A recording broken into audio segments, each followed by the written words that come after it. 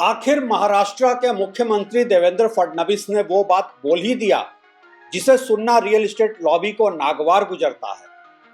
अगर बिल्डर्स और उनके पूरे प्रचार तंत्र की माने तो घरों की बढ़ती कीमतों के लिए सब जिम्मेदार हैं सिवाय उनके खुद के।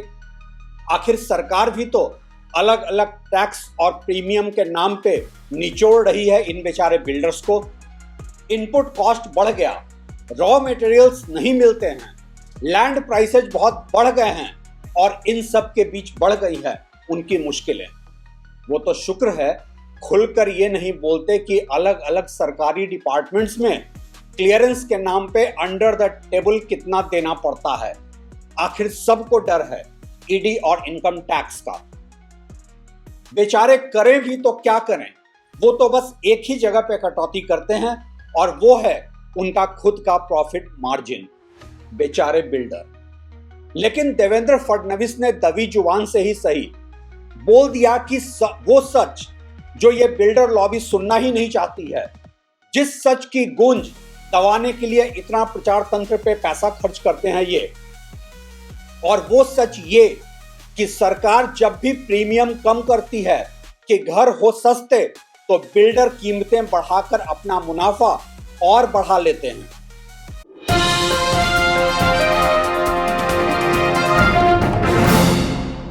नमस्कार, आप देख रहे हैं ट्रैक टू रियलिटी, आपका अपना मंच जो आपकी आवाज उठाता है, आपके हक की बात करता है। और मैं हूं रवि सिन्हा। दरअसल वैसे तो मैं ज्यादातर किसी भी सरकारी दावे पे यकीन नहीं करता हूं, लेकिन जो बात महाराष्ट्र के मुख्यमंत्री ने कही है मैं उससे पूरी तरह सहमत हूं। मसलन कि पिछले कुछ सालों में जब भी राज्य सरकार ने रियल एस्टेट पे प्रीमियम कम कर दिया तो घर सस्ते होने चाहिए थे, लेकिन हुआ इसके बिल्कुल उल्टा। इसी तरह जब कोई शहर से लगा नया एरिया खुलता है और लैंड की अवेलेबिलिटी बढ़ जाती है तो वहां पे घर सस्ते होने चाहिए। महाराष्ट्र में अटल सेतु और कोस्टल रोड के खुलने के बाद एक ऐसी लैंड बैंकिंग शुरू हो गई कि वहां भी प्रॉपर्टी प्राइसेज ऊपर जाने लगे। और बात यहां सिर्फ महाराष्ट्र या मुंबई के बिल्डर की ही नहीं है, देश भर के बिल्डरों का यही रवैया है। चूंकि बिल्डर लॉबी के पास पैसा है और ये पॉलिटिकल फंडिंग में आगे रहते हैं तो इन्होंने पूरे सिस्टम को ही अपनी जागीर समझ लिया है। क्या मुंबई और क्या नोएडा, हर जगह इनकी मुनाफाखोरी वाली मानसिकता, इनके लालच का कोई अंत ही नहीं है। कोविड के पहले कुछ सालों में प्रॉपर्टी की डिमांड बहुत कम हो गई थी और जैसे ही कोविड के बाद एक पेंटअप डिमांड आया तो क्या हुआ, अंधाधुंध बढ़ी प्रॉपर्टी की कीमतें जिसका कोई लॉजिक या कोई रैशनल ही नहीं था। बस था तो एक प्राइस इलास्टिसिटी, मार्केट जितना एब्जॉर्ब करे उतना बढ़ाते जाओ कीमत, मुनाफाखोरी को उस हद तक पहुंचाओ कि घर आम आदमी की पहुंच से ही बाहर हो जाए और साथ में रोते भी रहो कि डिमांड कम क्यों हो जाती है। और ठीक यही हुआ। कोविड के बाद 2 साल के अंदर ही हो गई डिमांड कम एक बार फिर से और घरों की बिक्री गिर गई क्योंकि आपकी मुनाफाखोरी की भेंट चढ़ गया मार्केट में डिमांड और सप्लाई का गणित। मैं अक्सर जब बिल्डरों से बात करता हूं तो सुनने को मिलता है कि इनपुट कॉस्ट बढ़ गया है, लैंड प्राइसेज बढ़ गए हैं, करें तो क्या करें। अच्छा है आपकी यह मासूमियत, लेकिन फिर मेरे कुछ सवाल हैं। क्या प्रॉपर्टी की बढ़ती कीमतें इनपुट कॉस्ट की बढ़ी कीमत के अनुपात में ही है या उससे ज्यादा है? क्या आप सीमेंट, स्टील, लैंड कॉस्ट सबका ब्रेकअप देकर अपने बढ़े मुनाफाखोरी को जस्टिफाई कर सकते हैं? हैं तैयार आप एक ओपन डिबेट के लिए? क्या एक प्रोजेक्ट लॉन्च के समय ही आप रॉ मटेरियल्स के सप्लायर्स के साथ प्राइस फ्रीज नहीं करते हैं? क्या एक रियल एस्टेट जैसे प्रोडक्ट का इतना बिजनेस सेंस भी नहीं है आपके?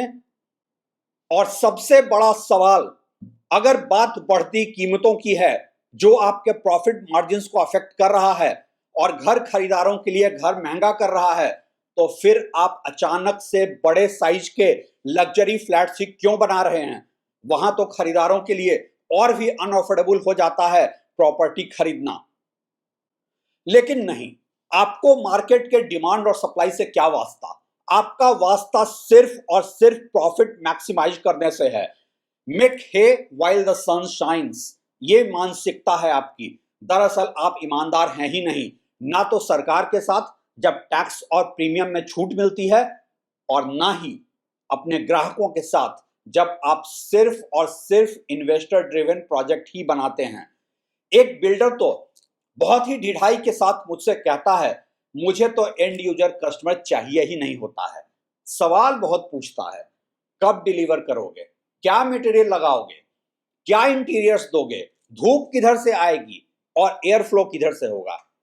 लेकिन ये इन्वेस्टर्स बहुत अच्छे हैं, इन्हें इन सब से कोई मतलब ही नहीं होता है, बस अपने प्रॉफिट, अपने आरओआई से मतलब रखते हैं। और यही हर बिल्डर की आज सच्चाई है, भले ही वो खुलकर कबूल ना करें। मुझे तो बहुत ही हंसी आती है जब कोई बिल्डर अपना रोना लेकर बैठ जाता है कि प्रॉफिट मार्जिन बहुत ही कम है बिजनेस में। मैं तो पूछ ही देता हूं, आखिर आप प्रॉफिट मार्जिन कहते किसको हैं। एक बिल्डर ने अभी रिसेंटली मुझसे कहा, मेरा प्रॉफिट मार्जिन तो बस कोई 10% का रह गया है। पहले तो ये दावा ही गलत था, क्योंकि मैंने उसका बैलेंस शीट देख रखा था। लेकिन फिर भी मैंने कहा कि आप फिर गलत बिजनेस में हैं ही क्यों? क्यों इतनी मेहनत कर रहे हैं कोई 10% के मुनाफे के लिए? चैरिटी का शौक है क्या? अगर है तो कहीं बेहतर ऑप्शन मैं बताता हूं। आप अपने पैसों से बिना कोई काम किए 12 से 14% म्यूचुअल फंड से भी कमा सकते हैं। अब ये बिल्डर चुप। बोले तो बोले कैसे कि ये 10% या जो भी प्रॉफिट है वो कौन सा अपने पैसे का है। दूसरों के फंडिंग और घर खरीदारों के एडवांस पेमेंट पे है इनका प्रॉफिट। और इस ओपीएम, अदर पीपल्स मनी, दूसरों के पैसे पे अगर कोई 10% भी कमा रहा है, वैसे ये मार्जिन कोई 22 से 28% का होता है, लेकिन दूसरों के पैसे पे कमाए 10% का रिटर्न भी कोई कम है क्या? और ये रिटर्न या प्रॉफिट और भी ज्यादा हो सकता है अगर आप प्रोजेक्ट टाइम से पूरा कर लें, जो कि आप करते नहीं हैं। खैर, बिल्डर के प्रॉफिट मार्जिन पे एक अलग से वीडियो बनाऊंगा मैं। असल मुद्दा यही है कि घर महंगे क्यों हो रहे हैं और कितने जिम्मेदार हैं बिल्डर्स इसके लिए। मैं ऐसा बिल्कुल नहीं कहूंगा कि सरकार की कोई जिम्मेदारी ही नहीं है। हालांकि देवेंद्र फडणवीस ने बिल्डरों के लिए जो कहा है वो बिल्कुल सच है, लेकिन ये भी सच है कि शहर में अफोर्डेबल हाउसिंग की कमी के लिए सरकार भी जिम्मेदार है। ना तो यहां कोई affordable housing scheme government development agencies लेकर आती है, और ना ही कोई ऐसी स्कीम जो करे प्राइवेट डेवलपर्स को इंसेंटिवाइज ज्यादा से ज्यादा अफोर्डेबल घर बनाने के लिए। लेकिन वो एक अलग मुद्दा है। असल मुद्दा आज ये है, कैसे बिल्डरों की लालच की भेंट चढ़ गया है शहरों में घर।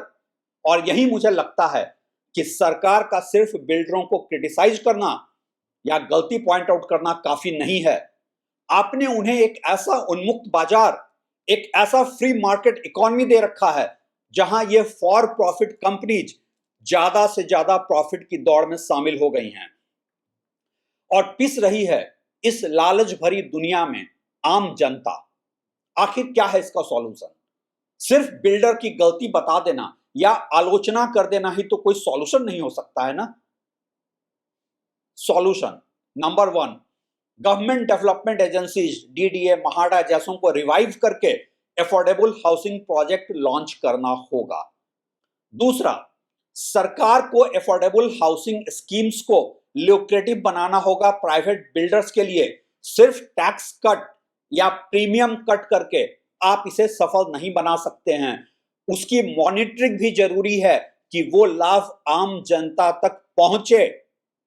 तीसरा, अफोर्डेबल हाउसिंग और सोशल हाउसिंग हर बिल्डर के लिए मैंडेटरी करना होगा, लग्जरी हाउसिंग की परमिशन देने से पहले। चौथा, मैंडेटरी अफोर्डेबल हाउसिंग में एक प्राइस कैपिंग या एमआरपी का कॉन्सेप्ट इंट्रोड्यूस करना होगा। जब हर प्रोडक्ट में मैक्सिमम रिटेल प्राइस होता है तो अफोर्डेबल हाउसिंग में क्यों नहीं। पांचवा, चाइना और दूसरे देशों से सीखना होगा कैसे वो आम जनता के लिए अफोर्डेबल हाउसिंग मुहैया कराते हैं। क्या ये सब हो भी सकेगा हमारी सिस्टम में? क्या इतना पॉलिटिकल विल है भी यहां? इसका जवाब मैं आप लोगों पे छोड़ता हूं। जब तक ये बिल्डर लॉबी पॉलिटिकल फंडिंग करते रहेंगे, ऐसी कोई मांग सरकार की तरफ से तो उठेगी नहीं। हाँ, कभी कभी आम जनता को खुश रखने के लिए ऐसे पब्लिकली इन बिल्डर्स को क्रिटिसाइज कर दिया जाता रहेगा, लेकिन हम और आप क्यों इतने में ही संतुष्ट हो जाएं? क्या आम जनता भी चुप रहे या उठे ये मांग कि रोटी कपड़ा मकान हमारी मूलभूत जरूरत है और इसके लिए ही हम वोट और टैक्स देते हैं?